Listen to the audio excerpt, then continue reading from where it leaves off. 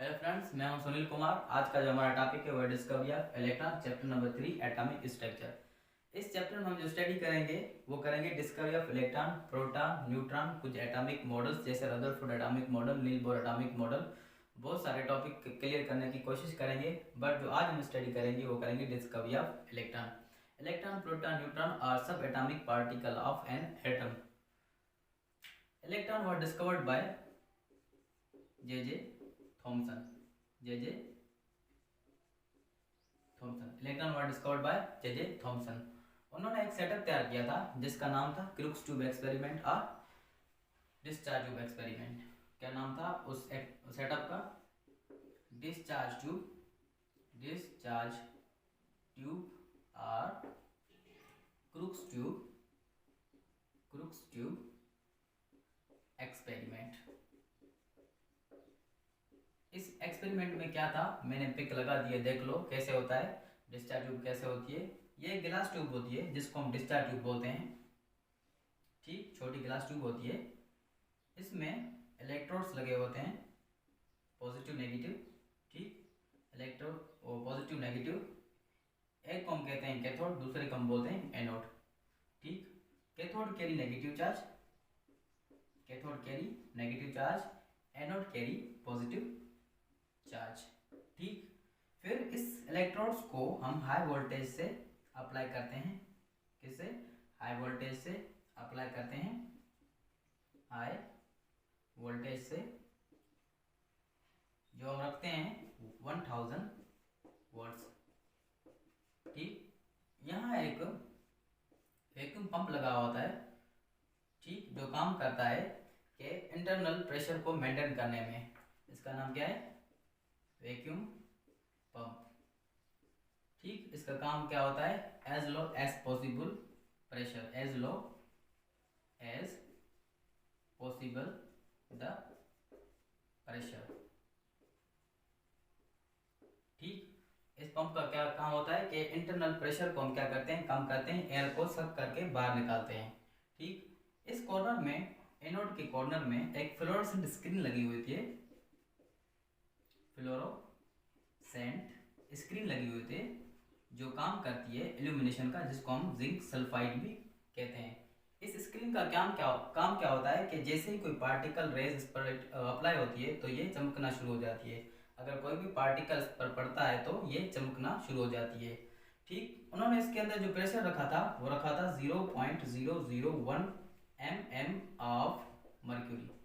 ठीक, 0.11 mm of mercury. और उन्होंने कोई भी एक गैस डाल दी। ठीक, देखा कि हुआ क्या, जैसे ही उन्होंने हाई वोल्टेज अप्लाई किया तो कुछ इनविजिबल रेज क्रिएट हुई, कुछ इनविजिबल रेडिएशंस क्रिएट हुई जो मूव कर रही थी, ट्रेवल कर रही थी from left to right, cathode to anode. पता कैसे चला कि कोई रेज मूव कर रही है, ट्रेवल कर रही है? क्योंकि उन्होंने दोनों साइड एक फ्लोरोसेंट स्क्रीन लगा रखी थी। जैसे ये पार्टिकल्स रेज यहाँ हिट हुई तो यहाँ ये कॉर्नर चमकना शुरू हो गया। ठीक, तो इलेक्ट्रॉन की डिस्कवरी हुई in the form of cathode rays. ये कैथोड रेज बनी हुई है इलेक्ट्रॉन से। कैसे? ये हमारी क्या होती है? एक मेटल प्लेट होती है। क्या होती है? एक मेटल प्लेट होती है। जैसे हम हाई वोल्टेज अप्लाई करते हैं तो यहाँ से इलेक्ट्रॉन निकलना शुरू हो जाते हैं। ये हाई वोल्टेज कैथोड, ये हाई वोल्टेज एनोड। जैसे ये इलेक्ट्रॉन निकलते हैं तो एनोड इसको खींच के बाहर निकालता है, वो अपनी तरफ खींचता है। जैसे ये इलेक्ट्रॉन यहाँ से निकलते हैं तो यहाँ सीधे मूव करते हैं। ये जो कैथोड रेज हैं ये इलेक्ट्रॉन्स होते हैं सारे।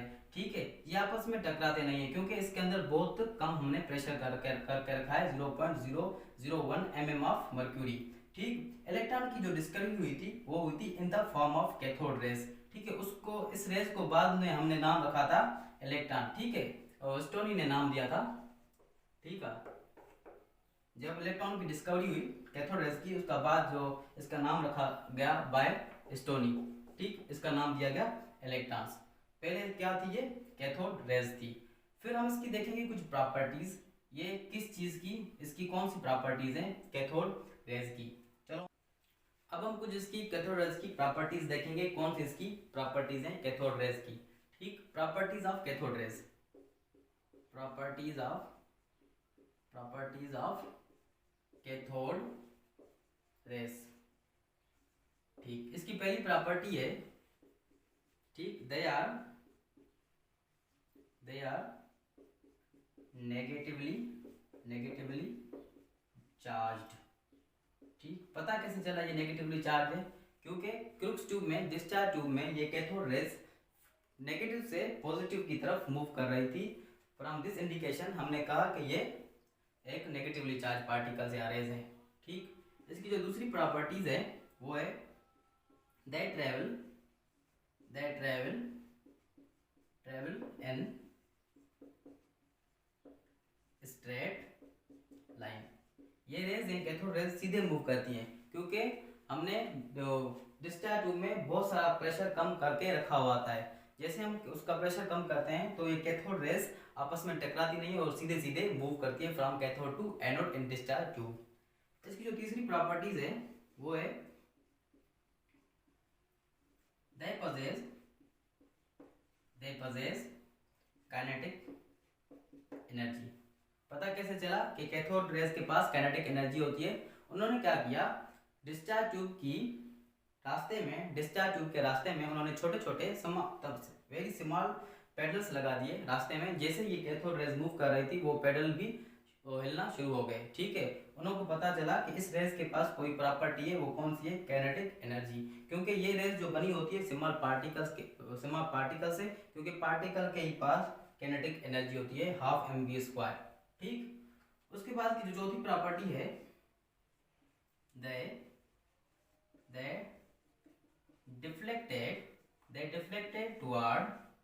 deflected toward positive plate in electric field. ठीक, इलेक्ट्रिक फील्ड क्या हुआ कि इसके पास नेगेटिव चार्ज है, तो उन्होंने इस मेथड से भी पता चला कि कैथोड रेज के पास के नेगेटिव चार्ज है। उन्होंने क्या किया, क्रूक्स ट्यूब के साइड में एक पॉजिटिव प्लेट एक नेगेटिव प्लेट इलेक्ट्रिक फील्ड लगाई। तो जैसे ही कैथोड रेज मूव कर रही थी वो पॉजिटिव प्लेट की तरफ मुड़ गई, क्योंकि कैथोड रेज के पास नेगेटिव चार्ज थी। जैसे ही उन्होंने इलेक्ट्रिक फील्ड अप्लाई की तो वो रेज पॉजिटिव की तरफ मुड़ गई। मैंने वो डायग्राम लगाया हुआ है, वो आप देख लो। ठीक, इसकी जो पांचवी प्रॉपर्टी है, they also deflected and magnetic field. जैसे हमने मैग्नेटिक फील्ड अप्लाई की तो ये पॉजिटिव पोल की तरफ मुड़ी। जैसे हमने वो क्रूक्स ट्यूब के साइड में मैग्नेटिक फील्ड अप्लाई की तो ये रेज कहाँ मुड़ी? पॉजिटिव पोल की तरफ। ठीक, इसकी जो छठी प्रॉपर्टी है, ठीक, they produce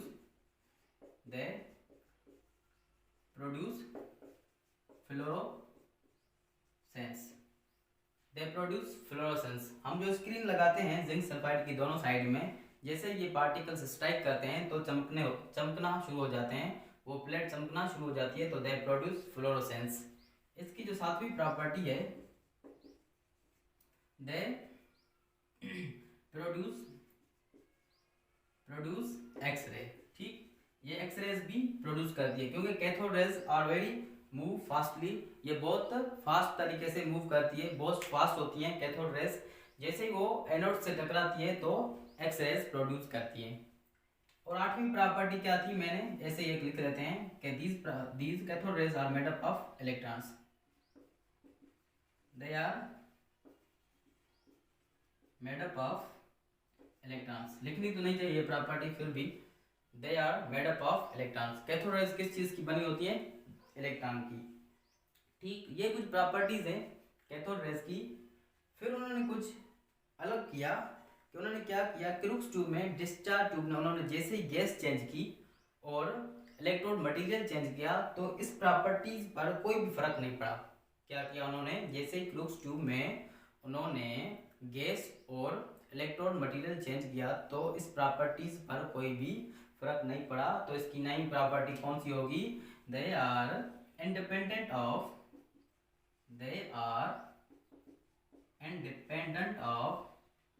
nature of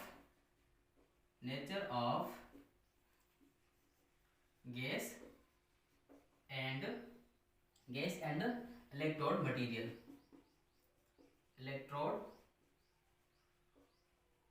materials.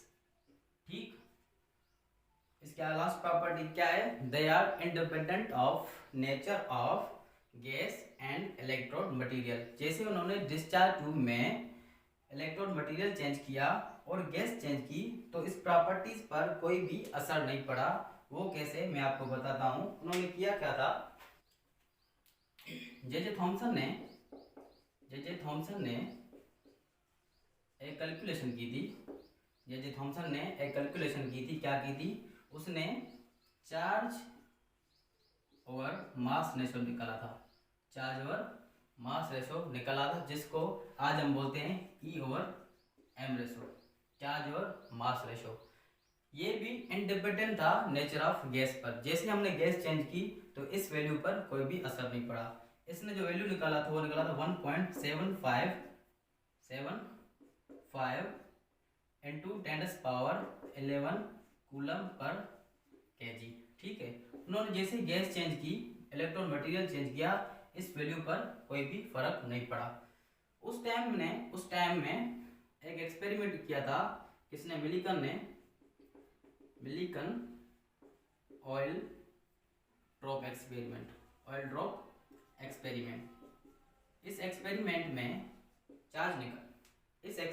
में मिलिकन ने चार्ज निकाली इलेक्ट्रॉन की। क्या निकाली? चार्ज निकाली इलेक्ट्रॉन की 1.602 इंटू 10⁻⁻19 कूलम।